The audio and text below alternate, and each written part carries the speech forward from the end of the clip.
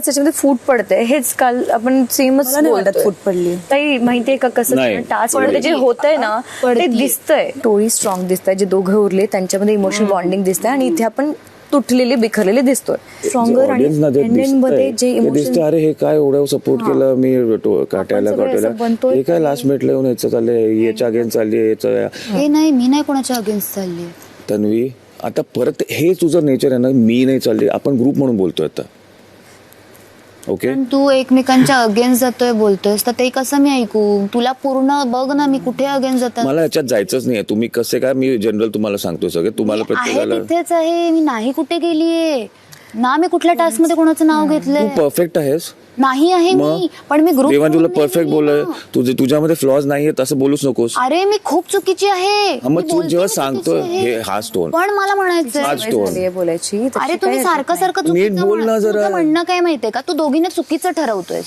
मी तुझ्या फक्त टोनॅलिटीवर बोललो, दुसरं काय बोललोय? जाऊ दे, बोलायचंच नाही तुझ्याशी. कोणतरी तशा पद्धतीने आपले पॉइंट्स ठेवतं आणि ते ऐकून घ्यायचं असतं. कदाचित ते बरोबर असू शकतात किंवा चुकीचे पण असू शकतात. ठीक आहे, मी चुकले, मी बरोबर आहे, संपली गोष्ट. क्लिअर करा. बोलले होते, दे ताई तुझा हात इकडे. ताईने ग्रुप काटा बनवला होता, पण हा ग्रुप काटा टिकवायचं काम आपण सगळेच करतोय. शेवटपर्यंत साथ सोडणार नाही म्हटलं होतं आणि इथून पुढे सोडणारही नाही. आणि 56 येतील जातील, काट्याला मोडण्याचा प्रयत्न करतील, तेव्हा अशा 56 लोकांच्या कानाखाली लाटा मारायचा. एक्झॅक्टली.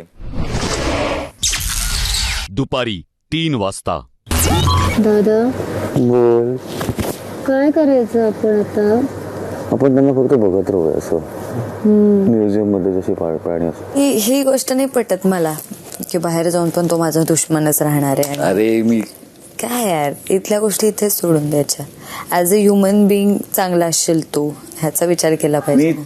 मला ती कुठे दिसली लाईफ मध्ये तर मी जाऊन हाय बोलेन, कशी एस ठीक आहे ना, जाईन, बिग डील. काय केलंय, मला तिला लाफा मारलाय, शिवी दिली आहे, असं काय असतं? तिच्या आईबाबांबद्दल काय बोललोय? राखी तिच्या बाबांबद्दल बोलली, ती तिची मैत्रीण. पण मी तिला दुश्मन म्हणून पाहिजे, मी तिला स्ट्रॉंग वाटतो दुश्मन म्हणून पाहिजे, म्हणजे हे सगळं नाटक, असं एक फ्रेमिंग का? अजीबच प्राणी आहेत पण हे. हो ना, किती खोटं करतात, थकतच नाही. असं कसं दादा? तो विशाल प्राणी बघ ना, तो कसा काय दरवेळेस चेंज होतो दादा? आणि तासाला चेंज होतो, ओळखूच येत नाही यार. हो ना, प्रत्येक वेळेस बघावं तेव्हा वेगळा असतो. जशी सिच्युएशन येईल ना, तो विशाल प्राणी खूप चेंज होतो दादा.